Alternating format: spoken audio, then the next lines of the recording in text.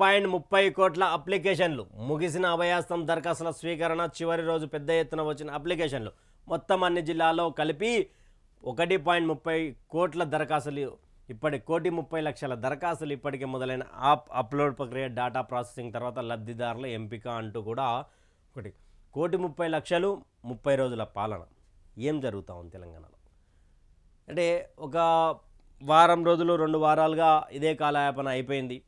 మరి next Congress party అంటే ఇక్కడ ఇది క్లియర్గా చెప్పారు డేటా ప్రాసెసింగ్ తర్వాత లబ్ధిదారుల ఎంపిక అంటే లబ్ధిదారులు అంటే ఎలాంటి క్రైటీరియా ఉండబోతా ఉంది, ఎలాగా వాళ్ళని సెలెక్ట్ చేయబోతా ఉన్నారు, ఎలా అంటే విజిట్ కొంత సంబంధించినటువంటి ఈ విషయాలలో వీళ్ళు ఉండకూడదు ఇలాంటి విషయాలను కూడా కొంతమంది చెప్పారు కదా. దాని మీద కొంచెం అభ్యంతరాలు కూడా వ్యక్తమైనటువంటి పరిస్థితి కాంగ్రెస్ పార్టీ మీద. కాంగ్రెస్ పార్టీ మరి చూడాలి 1,30,00,000 అప్లికేషన్లు వచ్చినాయి మొత్తంగా వారికి సంబంధించినటువంటి దరఖాస్తులు ఎవరికి లబ్ధి పొందుతారో లేకపోతే కాంగ్రెస్ పార్టీకి సంబంధించినటువంటి కార్యకర్తలే లబ్ధి పొందే అవకాశం ఎక్కువ కూడా ఉంది అంటూ కూడా విపక్షాలు చెప్తా ఉన్నాయి. ఎందుకంటే ఏ పార్టీ అధికారంలో ఆ పార్టీకి సంబంధించినటువంటి ఎమ్మెల్యేలు వాళ్ళు కూడా వాళ్ళ కార్యకర్తలను చూసుకోవాలి కాబట్టి కార్యకర్తలకే పెద్దపీట వేసి అక్కడ సంబంధించినటువంటి విషయాలు కాంగ్రెస్ పార్టీ ఆల్రెడీ కొన్ని చోట్లలో కొన్ని విధాలుగా పేర్లు బయటకు వస్తూ ఉన్నాయి. కబ్జా కోణంలో కావచ్చు, ఇంకా అన్ని విషయాలలో తగ్గేదేలే. ప్రజా సంక్షేమమే ధ్యేయంగా ముందుకెళ్తున్నాం. సంపద ఎలా సృష్టించాలో తెలుసు. దోపిడీ లేకుండా ప్రజలకు పంచిపెడతాం. ఎన్ని కష్టాలు వచ్చినా ఇచ్చిన హామీలు నెరవేరుస్తాం. మా ప్రభుత్వంలో అందరు జవాబుదారులే. ఖమ్మం జిల్లాలో డిప్యూటీ సీఎం బట్టి విక్రమార్క. ఇక్కడ సారు ప్రగతి భవన్లు ఉంటాడు, అంటే ఇప్పుడు ఉన్నటువంటి జ్యోతిబా పూలే ప్రజాభవన్లు ఉంటాడు. ప్రభుత్వంలో అందరు జవాబుదారులే. మరి మీ ఇంటి ముందల సెక్యూరిటీ ఎందుకు సార్? మేము ఎవరైనా వచ్చి అడిగే అంత హక్కు ఎవరైనా మీ ప్రభుత్వంలో జవాబుదారులే కదా. మేము వచ్చి మిమ్మల్ని అడిగే అంత ఉంటుందా? మిమ్మల్ని కలిసే అంత ఉంటుందా? ఎందుకు ఈ యొక్క మరి ప్రజా సంక్షేమ ధ్యేయంగా ముందుకెళ్ళిన సంపద ఎలా సృష్టించాలో తెలుసు అన్నప్పుడు బీఆర్ఎస్ పార్టీ మీద ఎందుకు బురద జల్లే ప్రయత్నం చేస్తూ ఉన్నారు? అప్పులు అప్పులు అప్పులు అప్పులు అప్పులు అని బీఆర్ఎస్ పార్టీని ఎందుకు చెడుతో అంటే ఇదొక నెగిటివిటీ అని ప్రాసెసింగ్ చేస్తూ ఉన్నారు? ఎందుకు ప్రమోషన్ చేస్తూ ఉన్నారు నెగిటివిటీని? మీకు తెలుసు కదా, కాంగ్రెస్ పార్టీ అంటే తెలుసు కదా ఎలా సంపద సృష్టించాలో తెలుసు అన్నప్పుడు మరి ఎందుకు ఈ శ్వేతపత్రాలని పవర్ పాయింట్ ఏమైంది? మేడిగడ్డ పోయారు, పవర్ పాయింట్ అదేదో చేసారు, ఏమైంది? ఇక్కడ ఏమంటుండే బట్టన్న అంటే ఎన్ని కష్టాలు వచ్చినా ఇచ్చిన హామీలన్నీ నెరవేరుస్తారంట. 6 గ్యారెంటీలే నెరవేరుస్తారా లేకపోతే మరేమన్నా నెరవేరుస్తారా అనేది తెలియాల్సింది. జనంలోకి సారొస్తారు, తెలంగాణకు మంచి రోజులు రాబోతా ఉన్నాయంటూ కూడా హరీష్ రావు చెప్తా ఉన్నాడు. రాష్ట్రానికి ఎంతో అభివృద్ధి చేశాం, కావాలనే కొందరు దుష్ప్రచారం చేశారు. ఆ ట్రాప్లో జనం పడటం వల్లే ఓడిపోయాం. కేసీఆర్ కోలుకుంటున్నారు, త్వరలోనే జనం మధ్యకు వస్తారు. రద్దులు వాయిదాల ప్రభుత్వం నడుస్తుంది. పెద్దపల్లి నియోజకవర్గ సన్నాహక సమావేశంలో హరీష్ రావు మరికొద్ది రోజుల్లో కేసీఆర్ ప్రజల్లోకి వస్తాడు అంటూ కూడా హరీష్ రావు చెప్తా ఉన్నాడు.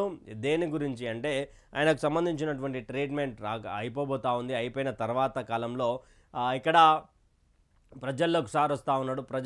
తెలంగాణ రాష్ట్రాన్ని అభివృద్ధి చేసినామని చేసిరు. మీరు అభివృద్ధి దిశగా మీరు చేయబట్టే ఇక్కడ ఉన్నటువంటి పరిస్థితులు ఉన్నాయి. లేకపోతే ఈ కాంగ్రెస్ వాళ్ళు ఒకవేళ 2014 వచ్చి ఉంటే మాత్రం తెలంగాణ రాష్ట్రం ఇంకా ఘోరంగా అయిపోతుండే. మెగా మాస్టర్ పాలసీ 2050 నాటికి టార్గెట్.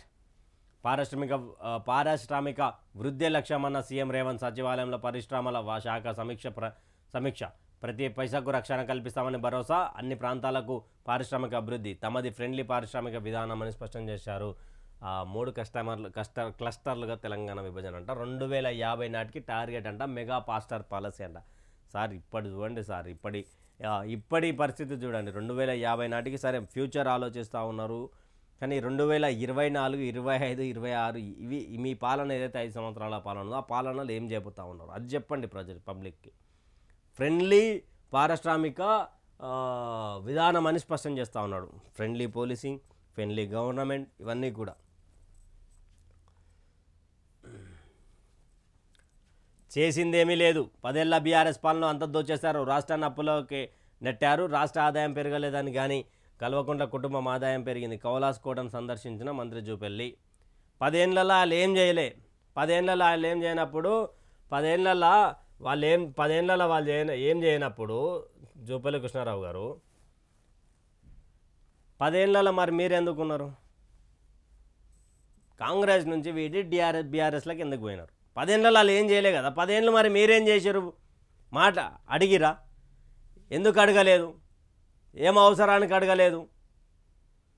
అంటే ఏ గొర్రె అయితే ఏముంది, ఏ మందల పుడితే ఏముంది, మన మందలకు వచ్చినాక మన మంద గురించే మాట్లాడాలి. మరి 10 సంవత్సరాలు బీఆర్ఎస్ పార్టీలో ఉన్నటువంటి జూపల్లి కృష్ణారావు గారు మరి అడగలేదు.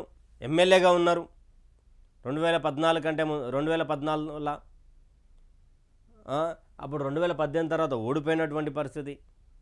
మరి ఎందుకు అడగలేదు? ఎందుకు ప్రశ్నించలేకపోయారు మీరు? మీకు అవమానం జరుగుతానేమో బయటికి వచ్చి అవమానం జరిగింది, మేము పార్టీలోకి పోతా ఉన్నామని చెప్తా ఉన్నారు. మీరు ఆ పార్టీలో ఉన్న రోజులు ఎందుకు ప్రశ్నించలేకపోయారు? బీఆర్ఎస్ గురించి ఎందుకు చెప్పలేకపోయారు పబ్లిక్కి అంటున్నాం. మోసం చేసింది కేసీఆరా మీరా పబ్లిక్ని? మీరుంటేనేమో ఒకలాగా, లేకపోతేనేమో విమర్శలా. ఏమీ చేయలేదంట.